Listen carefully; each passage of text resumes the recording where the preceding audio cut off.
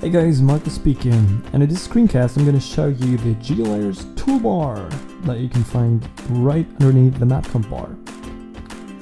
So I prepared a little project for you, so I'm going to open it up here. There we go.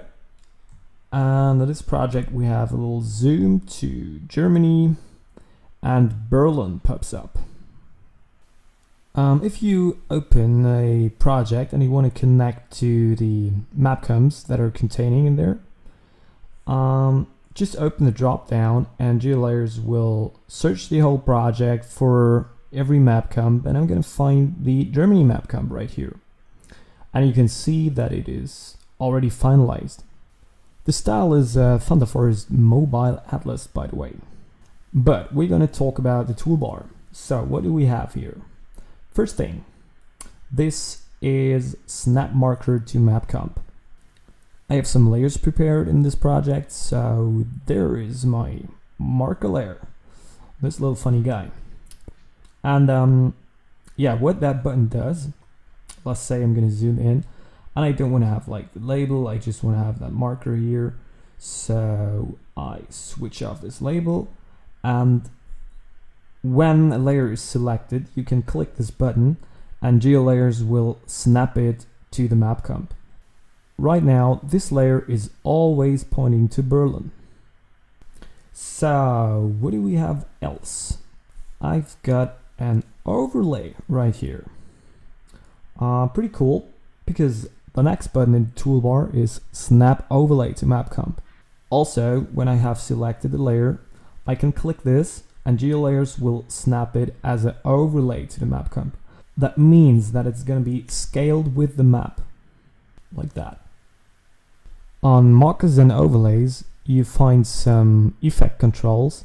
So there's a latitude, longitude, and height.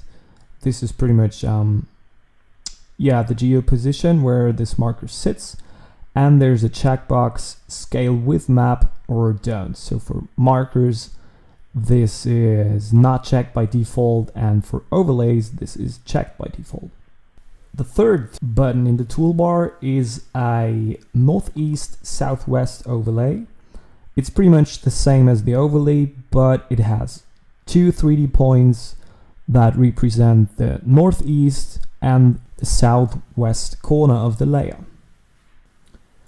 With the fourth button, you can directly draw geospatial files to your map comp. Before I click this, I'm going to explain you this. This is the current style selector. You can select the style in which the features are drawn. You're going to learn more about this in a separate tutorial. How to create them, add them, and manage them.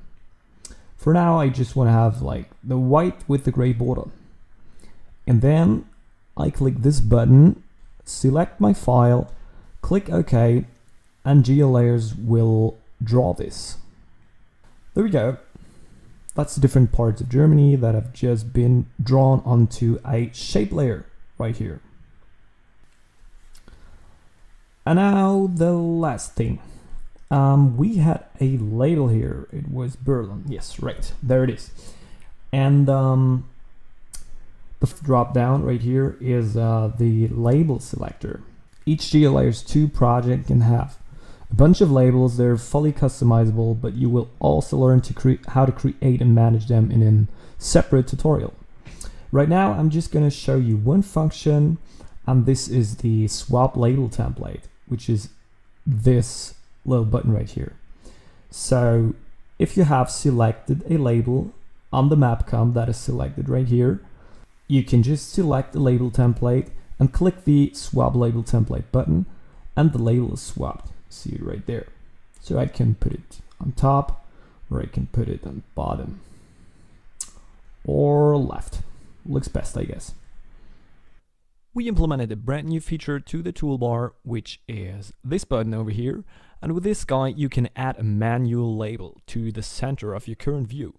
So by clicking this, I can just type in a name, hit add label, and it will add it to the center of my view.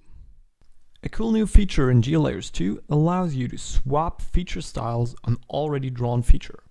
Therefore, select your shape layer, select the new style you want to apply, and click the Swap Feature Style button. Cool thing about this, you can also swap styles of custom shape layers you've drawn. Alright, now you can snap labels to your map comp, swap label templates, and draw geospatial files directly to your map in a certain style. That's it. Have a great day. Bye.